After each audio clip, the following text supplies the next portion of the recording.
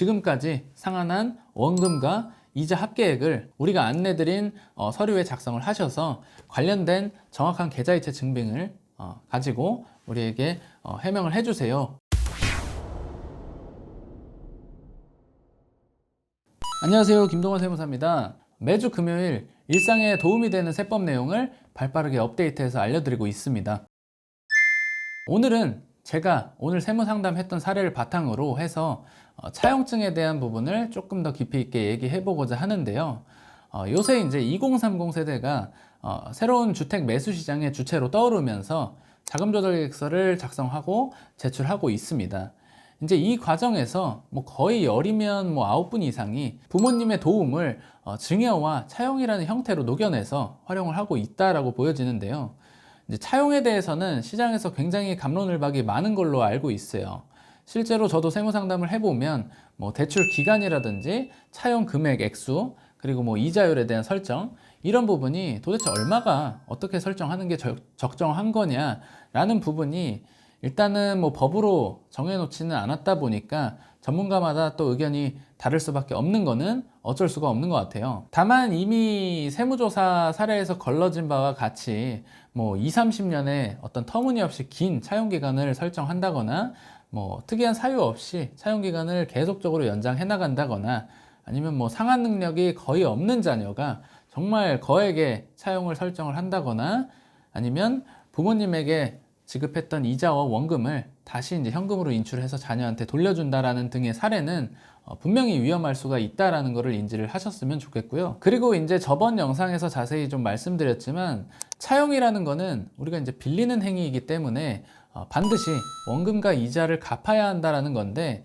이 부분을 시간이 지나면서 이제 많이들 간과를 하시고 차용으로 하면 증여세를 안 낸다더라 이런 얘기만 듣고 증여세 회피 수단으로만 생각을 하시는 것 같아서 조금은 주의하실 필요가 있어 보이더라고요. 그래서 이제 설마 나한테까지 세무조사가 나오겠어 라는 생각으로 원금은 전혀 상환하지 않는다거나 이자를 현금으로 빼서 다시 돌려준다거나 하는 부분들이 실무상 굉장히 혼재해 있습니다. 국세청도 이제 분명히 이 부분을 정확하게 인지를 하고 있고 이에 대한 대비책으로 이제 연 1회 실시하던 부채 사후 관리를 연 2회로 실시함으로써 증여세 회피 수단에 대한 어떤 철퇴를 놓으려고 하고 있는 상황입니다.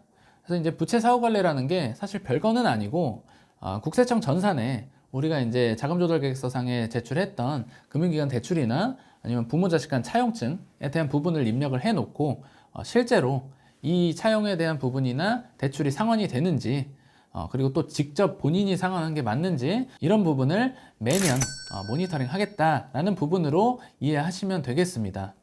굉장히 어떻게 보면 무섭죠.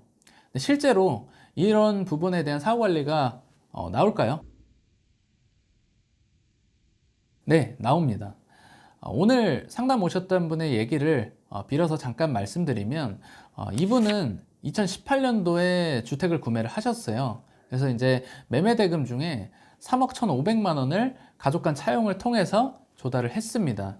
그런데 이제 2년 후인 2020년도에 세무조사를 받게 되셨어요. 그 결과 신고하지 않은 일부 금액에 대해서는 증여세로 가산세를 포함해서 추징을 당하셨으나 이 차용에 대한 부분은 이자에 대한 사후 관리를 계속적으로 하고 있었기 때문에 문제가 없이 넘어갔습니다. 그리고 이제 그로부터 정확히 지금 2년이라는 시점이 지났죠. 서울지방국세청에서 해명 안내문이 날아왔습니다. 그 요지는 차용에 대한 부분 어떻게 잘 관리하고 계시죠?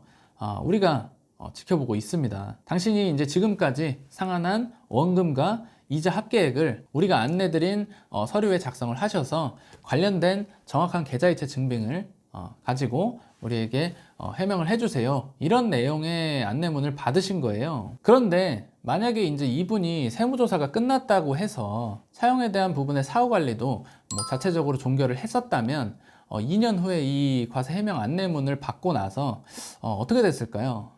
아마도 상당한 확률로 그 차용에 대한 부분은 증여세로 추징이 될 가능성이 많았었을 거예요. 다행히 이제 이분은 조사를 받았던 경험이 있었기 때문에, 그리고 실제로 돈을 벌어서 상환할 의지도 있으셨어요.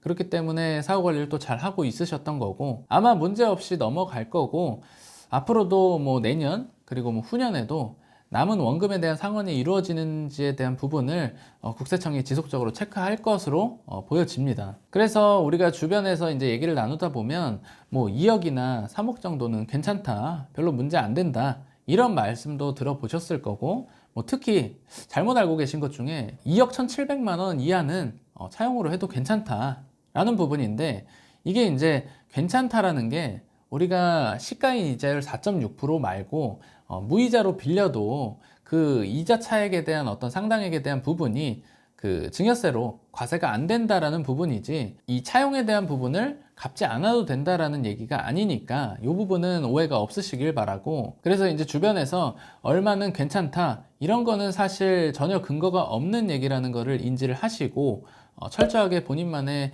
대비책과 사후 관리를 마련을 하셔야겠습니다. 그래서 이제 주변 사람은 안 걸리더라도 내가 재수없이 걸리면 그 확률은 100%가 되는 것처럼 반드시 자금 조달 계획이나 어떤 차용에 대한 사후 관리는 세무 전문가와 먼저 상담을 하시고 결정하시는 것을 권장을 드리겠습니다. 오늘은 이렇게 실제 상담 사례를 바탕으로 해서 차용에 대한 국세청의 사후 관리가 어떻게 이루어지는지에 대한 이야기를 해봤습니다. 이번 영상은 여기까지고요. 도움이 되셨으면 구독과 좋아요 부탁드리겠습니다. 감사합니다.